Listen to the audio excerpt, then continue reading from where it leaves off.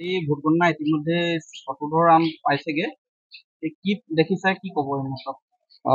এতিয়ালৈকে চতুৰ্থ ৰাউণ্ড পৰ্যন্ত আমাৰ শিৱসাগৰ বিধানসভা সমষ্টিত আমি ভোট পাইছোঁ এতিয়ালৈকে 18,524টা আৰু বিজেপিয়ে ভোট পাইছে 15,706টা।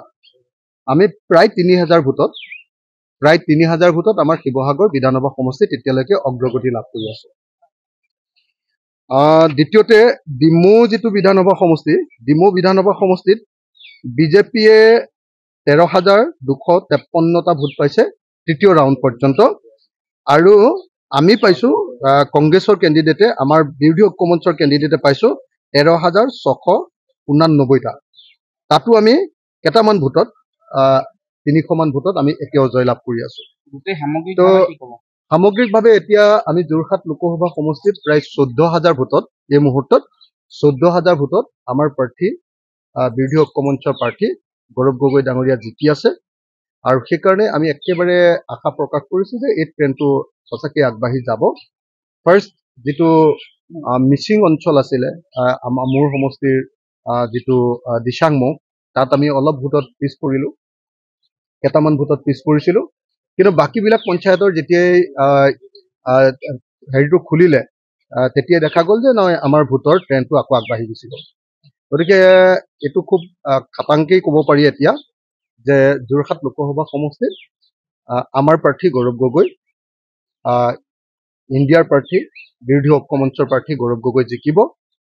দ্বিতীয় কথাটো হ'ল যে গোটেই অসমত যি ধৰণৰ মানে বিজেপিয়ে যিটো হাৱা দি আছিলে যে তেওঁলোকে 12টাত জিকিবই আৰু 13টাও হৈ যাব পাৰে, সেইটো যে নহয়, ইতিমধ্যে সেই কথাটো ইতিমধ্যে প্ৰতীয়মান হৈ গৈছে, তাৰ ট্ৰেণ্ড ইতিমধ্যে দেখিবলৈ পোৱা গৈছে। আৰু তাতকৈ ডাঙৰ কথাটো হ'ল যে অল ইণ্ডিয়াত এক্সিট পোলে যিটো দেখুৱাই আছিলে বা বিজেপিয়ে যিটো কথা কৈ আছিলে যে সাংঘাতিক ধৰণে বিজেপি জিকিব, এতিয়াতো প্ৰধানমন্ত্ৰীয়ে তেওঁৰ নিজৰ সমষ্টিত এতিয়ালৈকে পিছ পৰি আছে।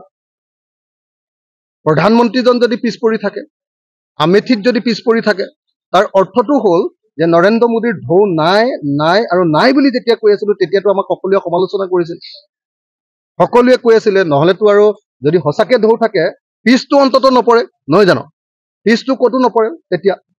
গতিকে এই মুহূৰ্তত এটা কথা ক'ব পাৰি যে আমি আশা কৰাৰ নিচিনাকৈ হয়তো বুলি মই কৈছোঁ, হয়তো আমি ইণ্ডিয়া গঠবন্ধনে, আমাৰ ইণ্ডিয়া মঞ্চই, ঐক্যমঞ্চই আমি চৰকাৰ হয়তো গঠন কৰিব পাৰিম। দ্বিতীয়তে আমি আশা কৰা ধৰণে হয়তো অসমতো আমাৰ ভাল ৰিজাল্ট হ'ব। বিজেপিৰ যি অপপ্ৰচাৰ, বিজেপিৰ যি অপশাসন, বিজেপিৰ যি দাদাগিৰি, বিজেপিৰ যি ফেচিবাদ আৰু সাম্প্ৰদায়িক ফেচিবাদ, তাৰ বিৰুদ্ধে ৰাইজে ভোট দিছে। বিজেপিয়ে যি ধৰণে দেশ বিক্ৰী কৰিছে তাৰ বিৰুদ্ধে ৰাইজে ভোট দিছে।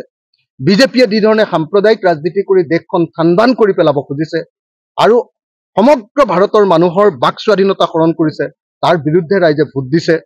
আৰু বিজেপিয়ে যি ধৰণে মূল্যবৃদ্ধি কৰিছে তাৰ বিৰুদ্ধে মানুহে ভোট দিছে।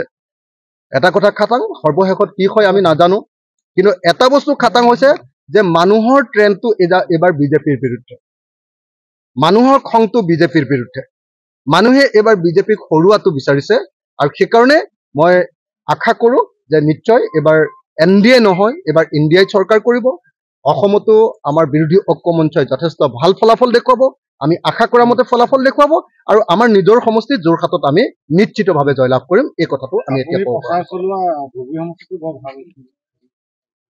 ধুবুৰীতটো আমি জিকিমেই, নগাঁৱত আমি জিকিমেই, কৰিমগঞ্জতো হয়তো জিকিমেই, এই তিনিটাততো জিকিমেই, আমাৰ যোৰহাটত জিকিমেই, 4টাতো একেবাৰে মোটামুটি এতিয়া ট্ৰেণ্ডটোত আমি জিকাৰ ট্ৰেণ্ডত গুচি গ'লোঁ। আমি এই 4টাত আমাৰ জিকাৰ ট্ৰেণ্ডত গুচি গ'লোঁ। মই আশা কৰিম যে শেষলৈকে আমি গুৱাহাটী আৰু ডিব্ৰুগড়তো জিকিব পাৰিম।